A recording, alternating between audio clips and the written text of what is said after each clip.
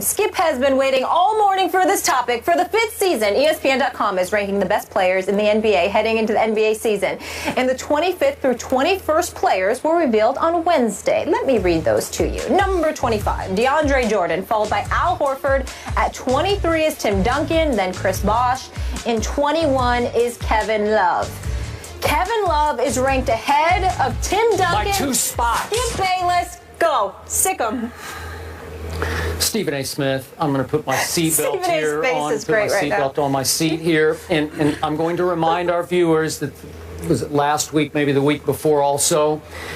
We debated the rankings by this, what I reminded you of, an esteemed panel of our ESPN colleagues, more than 100 of them, writers and editors and analysts, who ranked Kobe Bryant 93 and Dwayne Wade 46. And you were just all over this panel. And I said, be careful here, be careful. These are your colleagues, highly respected colleagues. And now I'm wondering today, who are these people and what are they trying to do to Tim Duncan? This is the biggest joke in the history of jokes, that Kevin Love would be ranked 2 slots ahead of the great Tim Duncan. I mean, we just talked about Tom Brady. Listen, Tim Duncan is in the echelon. He's somewhere in the discussion. I'm comparing apples to oranges, but with Tom Brady. Tim Duncan, by the way, Stephen A. Smith, had one of his greatest years ever last year when he was the best player on my very talented San Antonio Spurs. Meanwhile, Kevin Love, who had toiled in the shadows in Minnesota for year after year, 6 years there, been a star on a bad team. And it was a bad team because he couldn't lift it into the playoffs one time. And I realized he averaged 19 and 12 when he was in Minnesota. And last year for the Cleveland Cavaliers in his first year, he averaged 16 and 10. I'm here to remind you that 16 times last year, Kevin Love did not play in the fourth quarter by the choice of his coach. 16 times. His coach said, we don't need you in the fourth quarter. And I'm assuming between the lines he's saying because you can be a little bit of a liability because you're not the clutchest guy. And the reputation of Kevin Love in Minneapolis was he didn't always want to take and certainly make the big shots at the big moments. Not that they had that many, but any of the big late shots in regular season games was not Kevin Love's forte. And need I remind you about this thing called playing defense? Kevin Love has never played any defense. They tried to get him to play a little bit last year, while Tim Duncan remained last year at age 38 the best rim protector in all of basketball. We could argue this all day and all night. I watch every game. Nobody guards the rim better than Tim Duncan. No jumping Tim Duncan. No dunking Tim Duncan.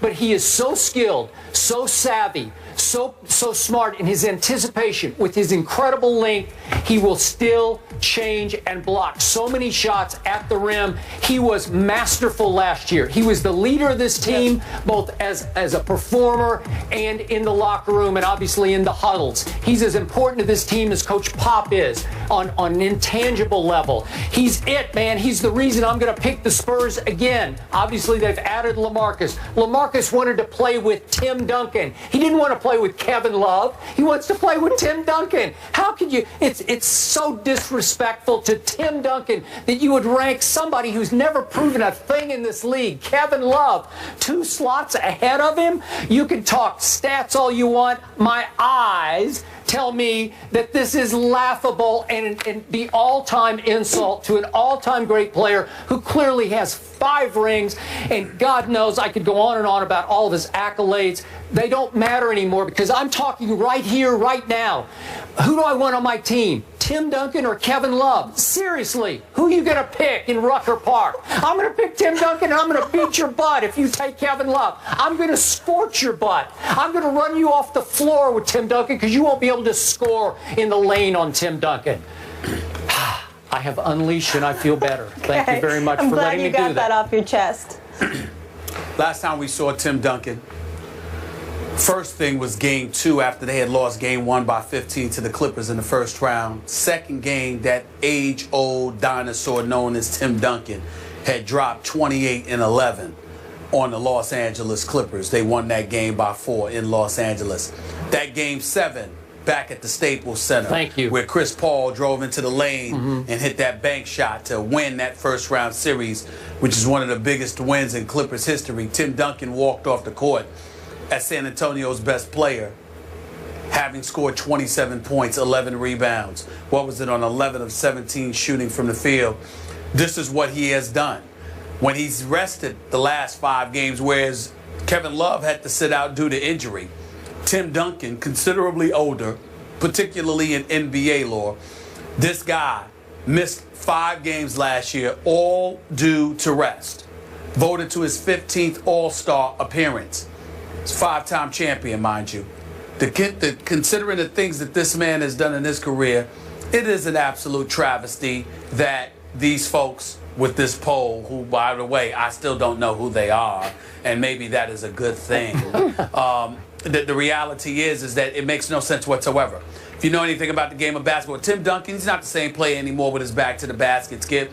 He's an average post player in some people's eyes, but he's incredible off the pick and roll.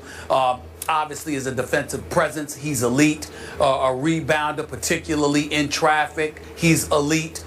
This guy can still do it all. His footwork is impeccable. He knows what he's doing. He's incredibly savvy. Kevin Love is not in Tim Duncan's class. Kevin Love can play. Kevin Love can ball. Kevin Love can certainly shoot 3-pointers. But at this juncture, considering his bevy of injuries, one will call Kevin Love simply a spot-up shooter in this day and age. Correct. And that's just about it, which is one of the biggest reasons why Tristan Thompson was raising holy hell about getting his money, and congratulating to him for finally getting that 5-year, $82 million deal. The reality is that you need Kevin Love if you're LeBron James and the Cleveland Cavaliers, and it's not to treat Kevin Love like he can't play, because he can play, Skip. He's a really good player, and he's a very good shooter. He's just not in the same class as Tim Duncan.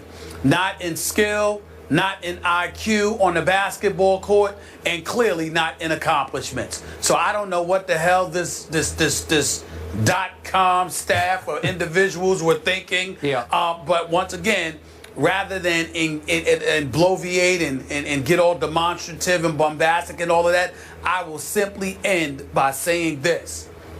I have absolutely, positively no connection to the folks conducting this poll whatsoever. Even if they are ESPN, it has nothing to do with me. I disavow any connection with them whatsoever, with some of the names that they've put in elevated positions compared to some of the names they've diminished. Tim Duncan at 23, D. Wade at 46, Kobe Bryant at 93. It's downright embarrassing. Thank you for saying that. Now that Stephen Naismith has spoken, I feel validated, vindicated, empowered, and I'm going to piggyback on your point about Game 7 at Staples against the Clippers. It was Chris Paul's, really, his coming out party in the playoffs. It was the best fourth quarter. Obviously came back from his hamstring pull. But Tim Duncan was special down the stretch in that game. And after he got called for what I thought was a bogus foul, remember, where he jumped and caught himself a little bit and barely bumped into Chris Paul after he had shot the ball, after the ball was up in the air. And they called a foul. Chris Paul made his 2 free throws to put the Clippers ahead by 2. Tim Duncan goes right down to the other end, gets fouled, steps right to the line. He's never been the greatest free throw shooter, although he made 74% last year, which is pretty great. And he made 2 huge clutch free throws, 9 seconds left to tie that game, which led to the shot. That shot from heaven where Chris Paul shot it up into the rafters. Guess who shot it over? Tim Duncan came completely off his man DeAndre all the way down to the baseline to almost block that shot, and Chris Paul had to arch it up into the rafters, and it kissed off the glass and fell. Way to go, Clippers. You deserved it. You knocked off the Spurs Game 7. But listen, Tim Duncan is still, he's so special as a passer. He averaged 3 assists last year. No better passing big man in basketball. So Kevin Love is not a passer. He's not a defender. He's not a rim protector. He's never led a successful team. No, also. Clearly, and he's not even a fourth quarter player. I think I just closed my case. Thank you. You did. Case closed. Moving on, a little NFL action to get into. The defending NFC champions have lost 4 of 6 games this season, so can Seattle right the ship? We need to get Mark Schleris for this one, our former Super Bowl champ, to help this conversation. Seahawks, that's next. Ouch. Hello, Mark.